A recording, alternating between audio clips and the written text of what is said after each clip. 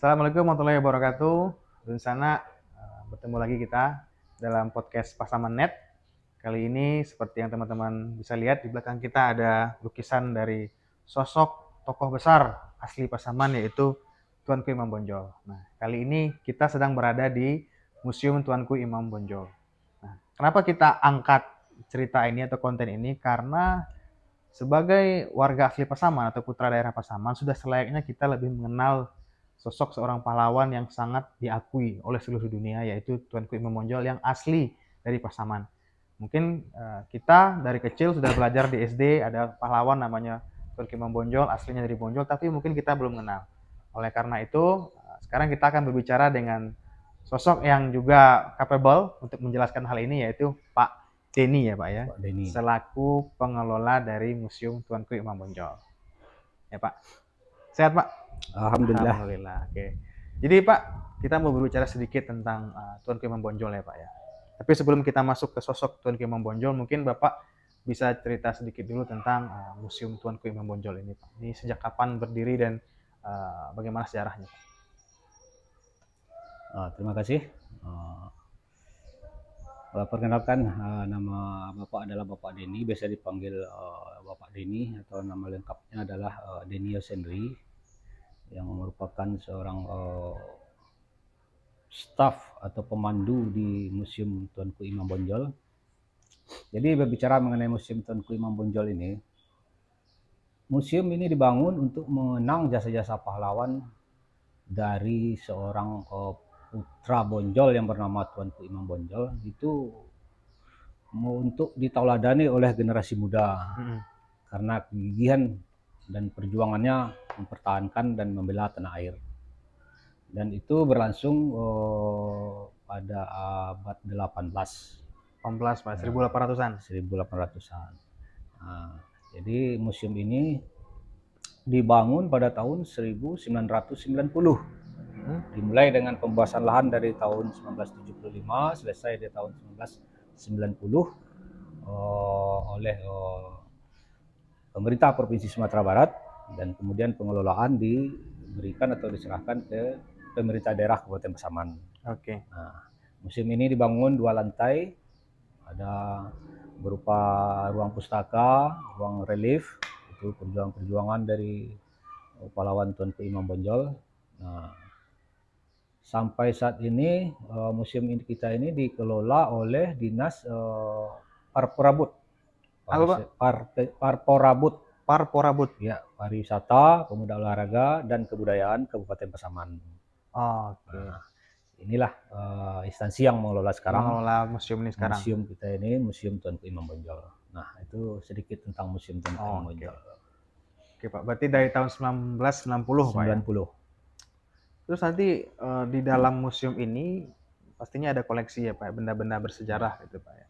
Mungkin sebagai untuk informasi juga kepada penonton kita, terutama yang asli Pasaman nih, mungkin Bapak bisa cerita sedikit koleksi di museum kita ini ada apa aja Pak, supaya mungkin teman-teman bisa tertarik dan ingin berkunjung menyaksikan sendiri ke sini gitu.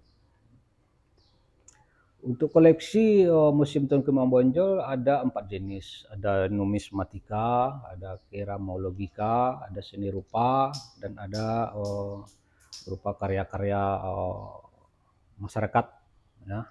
Jadi seperti mata uang itu yang berada di bidang numismatika, dan keramologika, begitu tombak, senjata-senjata yang digunakan oleh pejuang kita ini, itu pasukan dari Tuanku Imam Bonjol dalam melawan penjajah, melawan Belanda. Jadi ada sekitar 513 macam koleksi 513 di museum kita. Itu semuanya Pak ya? Tadi Semuanya juga totalnya 513. tadi kita sempat juga ke atas dan itu ada pistol Pak ya? Pistol, senapan, terus tadi ada kayak alat tombak, tombak yang ini Pak, yang besar, yang ini tuh, ya, ketapel ya? ketapel. Ketapel tapi besar ya, Besar. bukan ketapel yang kayu gini, tapi ketapel yang besar yang untuk dipakai berperang Pak ya? Ketapel namanya. Ya, terus ada juga lukisan-lukisan relief kejadian tentang Tuanku Imam Bonjol Pak ya, waktu dia berdiskusi dengan Belanda, terus bagaimana situasi masyarakat, gambaran situasi masyarakat saat itu Pak ya. Intinya mungkin kalau buat teman-teman dari sana semuanya, Sebenarnya kalau datang ke sini dan menyaksikan isi dari Museum Tuan Ku Imam Bonjol ini sebenarnya sama seperti kita sedang melakukan perjalanan mesin waktu sebetulnya Pak. Ya Iya, nggak Pak? Jadi kita datang ke sini, kita merasa seperti kita balik ke zamannya Tuan Ku Imam Bonjol di zaman penjajahan kolonial Belanda. Jadi kita di situ bisa dengan kita melihat apa tadi pistolnya, senapannya Tuan Ku Imam Bonjol, tombaknya, iya. terus juga bajunya, itu seolah-olah kita sedang melakukan perjalanan mesin waktu kembali ke zaman 1800-an tersebut. Dan juga tadi juga sepertinya ada ini ada kendi yang bertuliskan aksara Mandarin untuk Cina, Pak ya. Itu apa tuh, Pak? Jadi ada di lantai 2 yaitu berupa kendi, itu tempat air minum, semacam cadangan lah bagi di rumah masyarakat kalau ada kekering atau musim musim nggak musim hujan lah, Kemarau. musim kekeringan atau kemarau, ini air air yang ada dalam kendi digunakan dimanfaatkan untuk kebutuhan dalam rumah. Hmm. Nah, kendi ini adalah salah satu dari masterpiece dari museum dari Tuanku Imam Bonjol. Oke. Merupakan suatu unggulan yang dilihat tamu Kenapa tuh, Pak? karena merupakan sebuah karya manusia yang dibuatnya sudah lama sekali karena di zamannya dinasti Ming dan dinasti Qing itu ada yang dari abad 12, ada yang dari abad 13. Jadi kendi ini didapat dari masyarakat, dihibahkan ke museum untuk sebagai Oke. ditonton, dipelajari dan diteliti oleh Ya, masyarakat ya, yang ya. membutuhkan. Nah, begitulah Berarti kira-kira. itu termasuk koleksi tertua tuh, Pak ya. Tertua. Jadi Museum Tuanku Imam Bonjol ini menyimpan kendi yang digunakan masyarakat sejak tahun 1300-an, Pak. Ya, Dan itu masih ada tulisan Cinanya, artinya ya, kendi ini diimpor dari Cina, Pak ya? betul Dari ya. dinasti apa tadi, Pak? Ming? Dinasti Ming, Ya, dinasti Qing. ya, ya, ya, ya. Oke, banyak kan sana. Berarti museum itu menyimpan sebuah benda yang umurnya udah sangat tua, Pak ya. Bahkan jauh sebelum eranya Tunku Imam Bonjol, Ya, ya kan? Berarti, ya, ya, ya, ya. karena Tuanku Imam Bonjol ini eranya adalah abad-abad 18 19-an. Nah, Oke, 1800-an ya. Awal awal abad 1800-an, Pak ya, ya, kalau Tunku Imam Bonjol. Oke, oke, oke. Berarti bisa dibilang koleksi di sini tuh sebenarnya sangat ini ya, Pak ya, sangat menarik dari sisi ya, sejarah gitu, Pak. unggulan Unggulan gitu ya, ya. dari koleksi dari Museum Tuanku Imam Bonjol. Oke. Terus Pak, bagaimana sejauh ini atau ketertarikan masyarakat, khususnya masyarakat Pasaman, terhadap Museum Tunku Imam Bonjol, Pak, yang Bapak rasakan sejauh ini? Alhamdulillah sejak tahun 1900-an itu berkurangnya animo masyarakat tentang sejarah Tuanku Imam Bonjol ini. 1900-an, Ya, 90-an, Bu ya? 90-an. Oke. Jadi 1990 itu mungkin karena ya di sekolah mungkin kurangnya ada Ya. dipelajari tentang sejarah-sejarah. Kemudian di tahun 80-an adanya sejarah dibelajarkan di sekolah.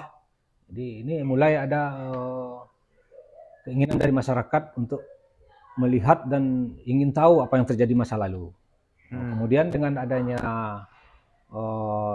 dinas atau instansi Pemda Kabupaten Pasaman sejak tahun 2017, ini animo masyarakat untuk datang ke museum sudah mulai menampakkan pada Peningkatan. generasi muda Ya. atau peningkatan lah untuk dikunjungi oleh masyarakat dan anak-anak sekolah karena adanya kegiatan-kegiatan yang dilaksanakan oleh Pemda Kabupaten Pasaman seperti belajar bersama di museum, menggambar, mewarnai, itu dengan tema adalah peperangan Padri atau Oke, ya. sosok dari pejuang ini.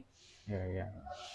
Jadi, Sudah mulai ya. menampakkan animo masyarakat untuk mengenang atau mengenal dari sosok sejarah Ya, ya. tentang pahlawan ini. Artinya animo itu dipengaruhi oleh bagaimana keaktifan pemerintah dalam membuat misalnya siswa Ya, sekolah dasar atau SMP atau SMA gitu untuk mengetahui tentang sejarah ini ya Pak ya. Karena iya, kalau kita lihat Pak ya, mungkin ini sudah jadi pengetahuan umum juga bahwa orang berwisata ke museum itu pasti pikirannya adalah monoton, nah, kurang menarik seperti itu Pak ya.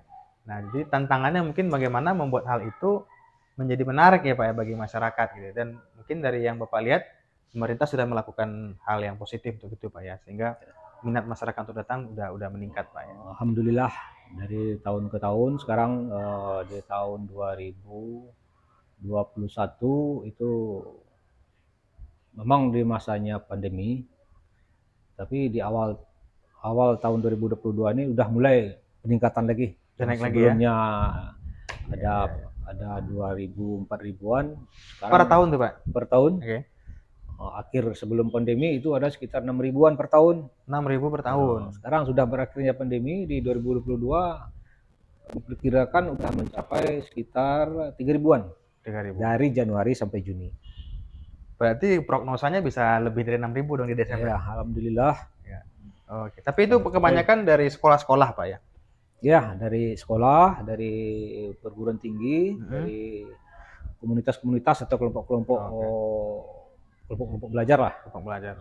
Tapi kalau misalnya kunjungan dari wisatawan pribadi, individu kayak gitu, mungkin masih rendah, Pak ya? Bagaimana? Untuk wisatawan internasional ini masih ada minatnya, itu dari negara-negara Malaysia seperti Asia lah. Untuk wisatawan dari Eropa itu masih belum untuk minatnya untuk ke museum. Untuk ke museum ya. Mungkin saja ya dengan keadaan museum. Oke. Bisa jadi itu adalah penghalangnya, karena dengan adanya seperti sekarang ada perbaikan sedikit, jadi tamu kadang balik lagi keluar. Kan gitu. Karena dia melihat lagi ada rekonstruksi atau ada rekonstruksi ya, renovasi. Ya. Oh, gitu. Iya. Ini kalau wisatawan dari domestik, alhamdulillah itu sekarang udah banyak sekali yang datang dari Sijunjung, dari Bukit Tinggi, komunitas-komunitas RT, ibu-ibu itu datang khusus ke museum kita. Udah mulai sekarang untuk mengunjungi museum Tuanku Imam Bonjol. Oke. Betul, Pak. Karena kalau kita bicara museum sebagai atraksi wisata, mungkin kita harus pahami dulu bahwa mungkin target marketnya museum itu segmented ya, Pak ya. Segmented itu artinya kalangan tertentu gitu ya, Pak ya. Tidak bisa disamakan misalnya pantai gitu. Pantai kan semua kalangan pasti orang akan ke pantai. Tapi kalau museum kan mungkin tidak, Pak ya, karena ada target-target pasarnya sendiri kalau museum gitu ya. Seperti Pak bilang sekolah-sekolah, perguruan tinggi, atau misalnya komunitas-komunitas sejarah kayak gitu, Pak ya. Terkait itu mungkin ada menurut Bapak yang harus dilakukan untuk terus meningkatkan kunjungan masyarakat atau minat masyarakat kepada museum ini, Pak? Kira-kira apa, Pak, yang harus bisa dilakukan, Pak? Apakah menurut Bapak promosinya sudah bagus atau masih bisa ditingkatkan lagi? Memang kalau kita lihat museum-museum lain itu udah kokoh dengan promosi dari sosial medianya. Nah, kita kalau di Museum Tengku Monjol inilah yang kekurangannya sedikit. Pertama dengan jaringan internet atau dengan wifi yang di Bonjol ini ya kadang-kadang hilang, kadang-kadang ada. Nah, itulah kendalanya promosi dari museum kita ini. Jadi kalau ada lancar internet atau jaringan untuk wifi, apalagi fasilitas-fasilitas yang bisa menjadikan anak-anak muda atau komunitas-komunitas lain untuk bisa pakai HP, Android, laptop kan, itu sangat bagus sekali untuk promosi museum ini. Oke, jadi itu maksudnya kedepannya yang kami harapkan. Wifi di sini, Pak, di lokasi museum ini, Pak? Ya, kira-kira 500 meter atau 100 meter gitu kan. Karena kalau misalnya udah terkoneksikan Wifi dengan lebih mudah, mungkin pengunjung bisa upload di sosial media seperti itu, Pak ya. Jadi cepat sampai, penasaran dan akan datang ke Bonjol gitu. Betul itu, Pak ya. Ini juga di belakang kita lihat ada ini nih, Pak, QR code scan, Pak ya. Website Museum Tuanku Imam Bonjol ini apa nih, Pak? Sebuah inovasi apa nih, Pak? QR code ini alhamdulillah lah Museum Tuanku Imam Bonjol sudah memakai sistem digital. Digital, Pak ya. Ya, digital ini kan memudahkan bagi pengunjung untuk membaca atau keingintahuan tentang sejarah dari koleksi-koleksi maupun cerita dari Tuanku Imam Bonjol itu hanya dengan melalui scan aja, melalui HP. Jadi gimana tuh, Pak? Contohnya, Pak? Contohnya untuk mahasiswa yang datang dari Jakarta atau dari Jawa yang ingin atau waktunya mepet atau nggak ada kesempatan, dia bisa nengok di web, langsung gunakan QR code. Jadi dia nggak perlu catat-catat dengan pena melalui buku lagi. Nah, yang memakan waktu 2 jam atau 3 jam di museum. Dia cuma bisa mengandalkan QR code di HP dia masing-masing. Jadi udah Nah, dia langsung simpan tampil bisa ya? langsung bawa ke Jawa gitu. Oke. Langsung tampil. Yang tampil itu deskripsi Deskripsi, koleksinya Pak ya? ya cerita-cerita, Ceritanya. bahan-bahan yang ditemukan atau yang digunakan dari koleksi ini. Koleksi ini. Itulah isi dari QR code tadi, Oke. deskripsi atau yang menceritakan lah tentang koleksi tadi. Oke. Jadi Nusana itu adalah sebuah inovasi yang sangat luar biasa Pak ya dari Museum Tuan Kui Bonjol. Jadi kalau misalnya teman-teman datang ke sini bisa langsung pindah QR code-nya Pak ya, Ya, scan QR code-nya tinggal scan aja. di koleksi tersebut. Misalnya ada koleksi meriam misalnya Pak ya. Di Meriam. situ ada Ya. QR code-nya, di scan nanti akan muncul deskripsi dan sejarahnya Pak ya. Semua akan terbaca. Semua akan terbaca informasi terkait benda tersebut gitu Pak ya. Dan tadi Bapak mention ada website juga Pak ya. Ya, Websitenya apa Pak kalau boleh tahu? Museum Tuan Kui .com. .com. museumtuankuimambonjol.com. Jadi teman-teman bisa coba akses juga museumtuankuimambonjol.com. Di situ udah ada semua terkait koleksi di sini, Pak Semua ya. bisa ditengok di sana. Jadi kalau nggak ada kesempatan ke sini pun bisa mengunjungi secara virtual ya, Pak ya. Secara virtual. digital. Ya, Oke, melalui yang tadi itu. bisa juga kalau misalnya ada kunjungan, supaya jangan ada persamaan kunjungan tamu. Nah, bisa lalui daftar melalui itu tadi di web tadi. Oh, artinya kita daftar duluan buat misalnya kita Ya. datang tanggal berapa gitu, Pak Iya ya? gitu, reservasi gitu. Reservasi ya, Iya. biar nggak bentrok sama Supaya pengunjung nggak bentrok tamu lain. lain. Karena tamu ini kadang-kadang ada 400-an, Oh iya, 200-an, 100 mahasiswa kan, anak sekolah kan. Iya, iya, iya. Jadi ada pembagian jadwal, itu bisa daftar atau lihat di web tadi, di web. museumtuankuimambonjol.com. Iya, iya, iya. Mantap, mantap. Berarti inovasi dari Museum Tuan Kui Bonjol ini sebenarnya udah sangat-sangat luar biasa, Pak ya. Alhamdulillah. Udah masuk digital ya, Pak ya. Digital. Oke, oke.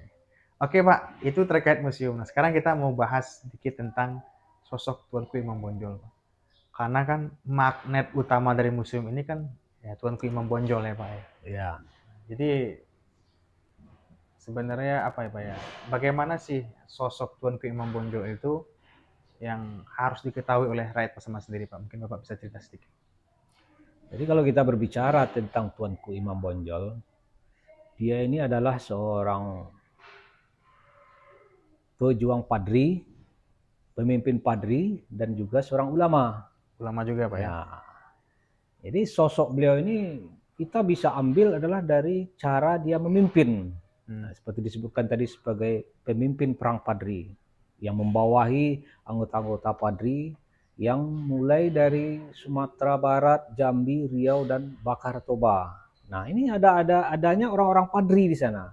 Oke, sebentar Pak. Berarti perang Padri ini bukan hanya di Bonjol, Pak ya? Bukan di Bonjol. Artinya yang dipimpin oleh Tuanku Imam Bonjol itu bukan orang Bonjol saja ya, Bukan Pak? orang Bonjol saja. Sampai ke Jambi, sampai ke Sumatera Utara juga, Pak? Iya, Sumatera sampai Utara. Ke Toba ya? Toba di daerah Bakara itu banyak itu orang padri di sana. Oke.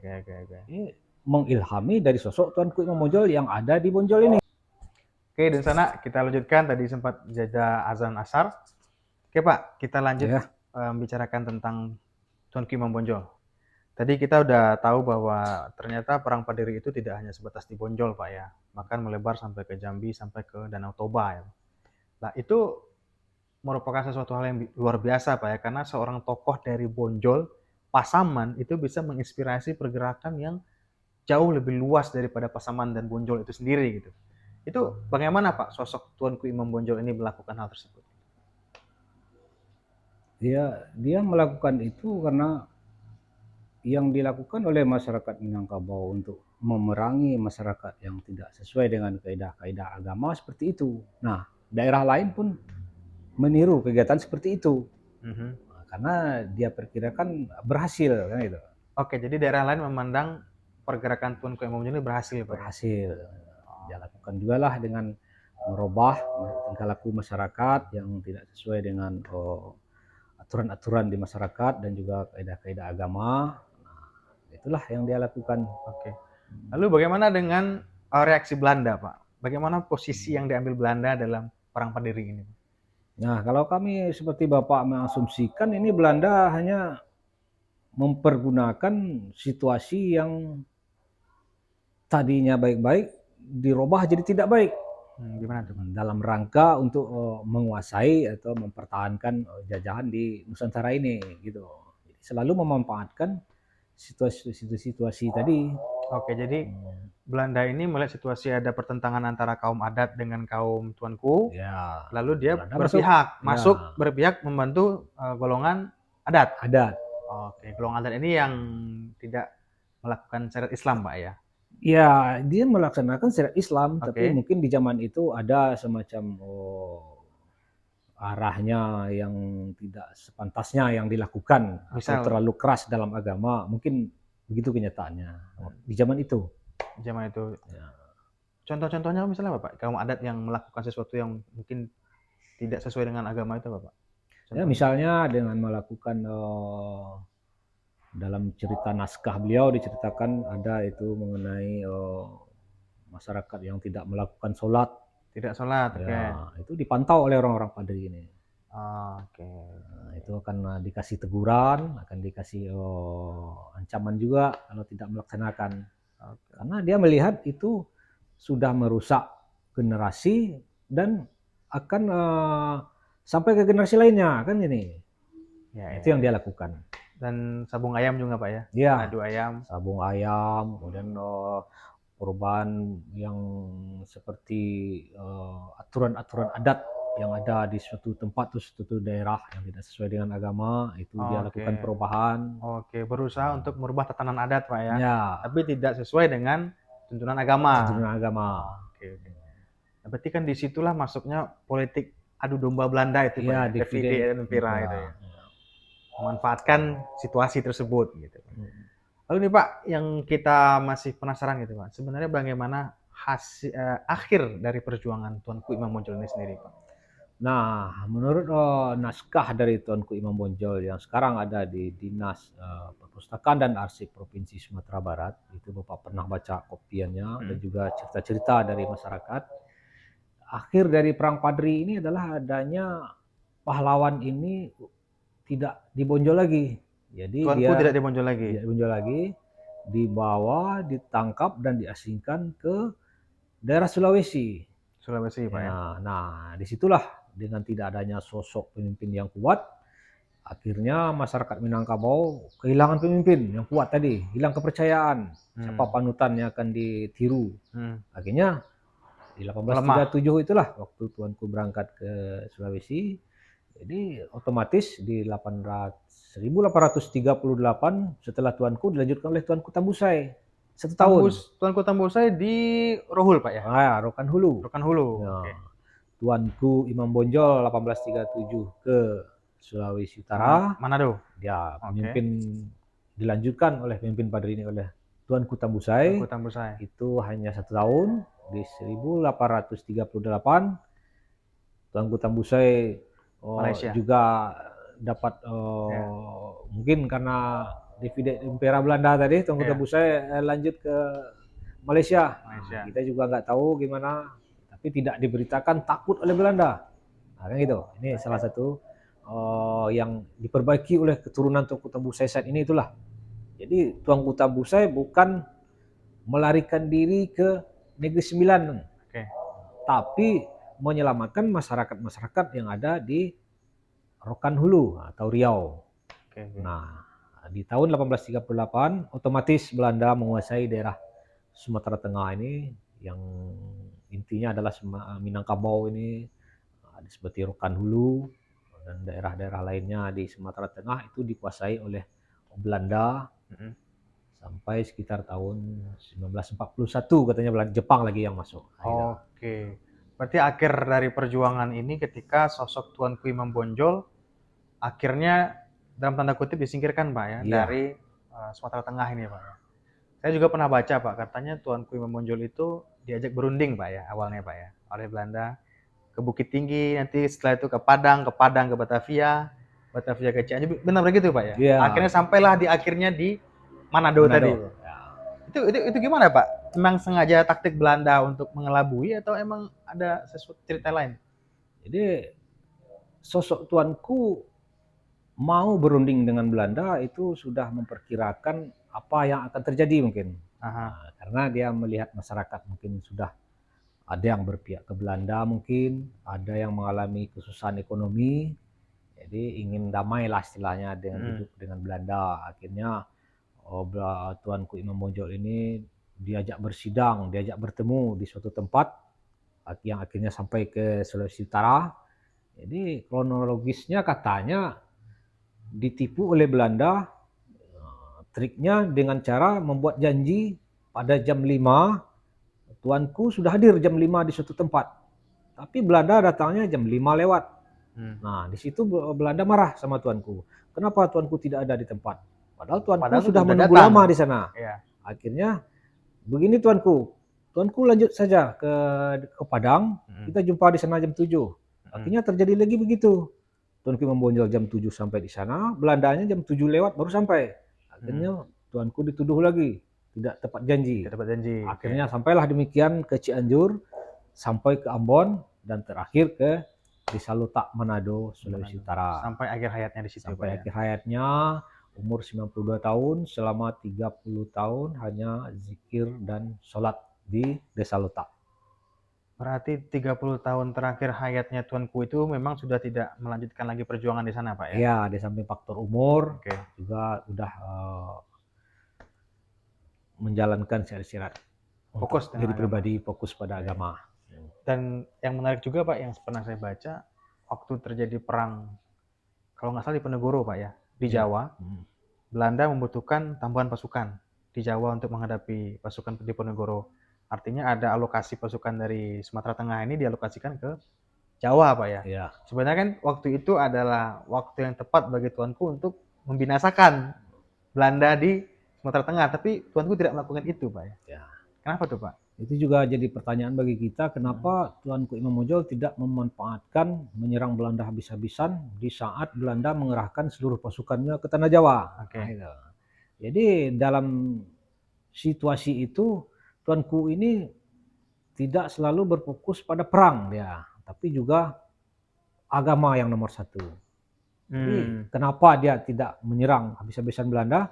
Karena di saat itu Tuanku ini fokus dalam menjalankan atau merubah kaidah-kaidah agama yang seharusnya yang tidak dilakukan oleh masyarakat di waktu itu di daerah itu. Iya. Jadi tidak hanya melakukan penyerangan saja yang dia pikirkan, tapi juga tuanku lebih memilih fokus pada agama, dakwah agama Pak ya, iya, daripada berperang terus dengan Belanda gitu. Terus. Oke, menarik Pak. Jadi sebenarnya di sana Pasaman ini kita sebetulnya bangga Pak ya, karena ada sosok pahlawan besar yang asli dari Pasaman yang telah melakukan hal yang sangat besar dan diakui oleh negara Pak ya. Karena tuanku ini juga diakui sebagai pahlawan nasional Pak ya. Bersama dengan tuanku Tambusai juga. Tambusai. Oke. Dan mungkin apa nih Pak kira-kira yang sebagai orang asli Pasaman nih Pak, apa yang perlu kita teladani betul-betul dari sosok tuanku ini Pak menurut Bapak?